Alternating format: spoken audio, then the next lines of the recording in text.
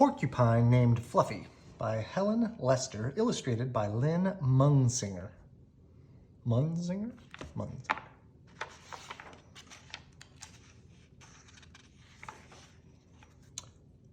When Mr. and Mrs. Porcupine had their first child, they were delighted.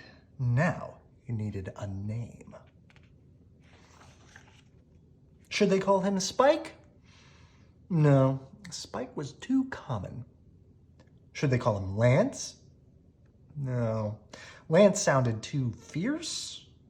Should they call him Needle Rooser? No, Needle Rooser was too long. Prickles? Pokey? Quillin? Then together they had an idea.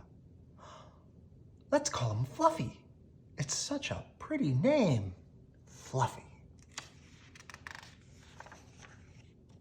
But soon there came a time when Fluffy began to doubt that he was Fluffy.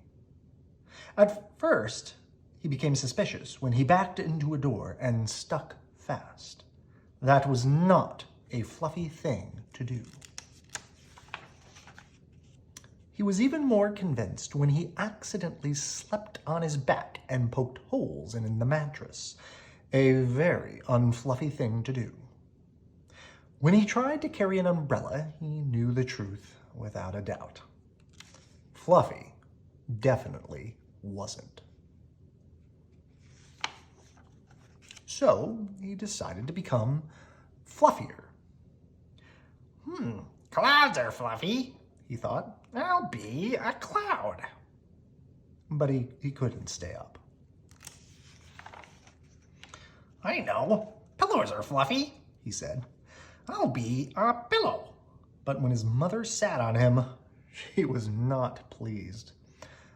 He tried soaking in a bubble bath for 45 minutes, but he did not become fluffy. He became soggy.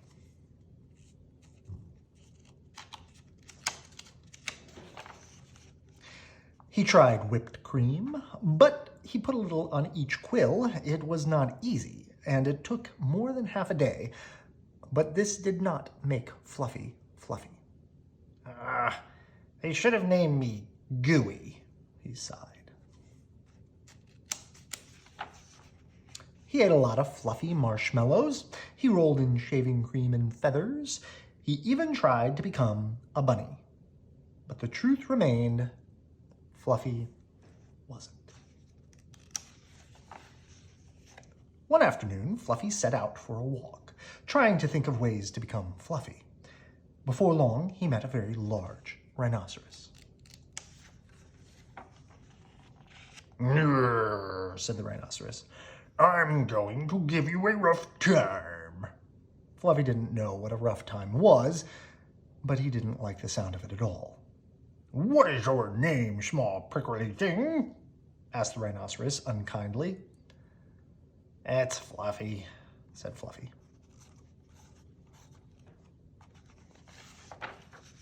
The rhinoceros smiled. He giggled. Then he laughed out loud. He rolled on the ground. He jiggled and slapped his knees. He roared with laughter. A porcupine named Fluffy? Howled the rhinoceros. Fluffy was embarrassed, but he tried to be polite. And, what is your name? He inquired. Oh, hey, I can't say it, Giggled the rhinoceros. Hubert? Suggested Fluffy. Oh, help, I can't say it. I'm laughing so hard, Said the rhinoceros. Harold? Or maybe Herman? Asked Fluffy.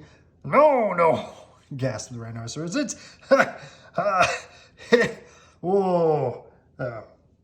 Hippo.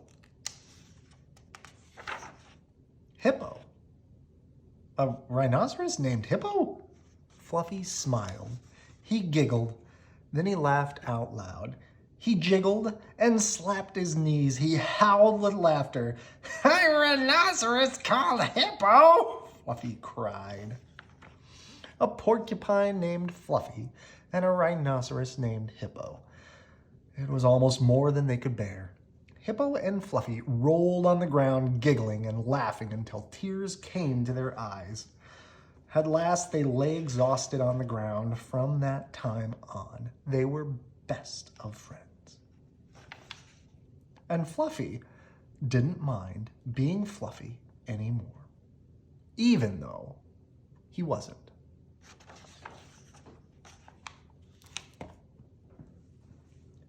Meet two unlikely but likable friends, a porcupine named Fluffy and a rhinoceros named... what?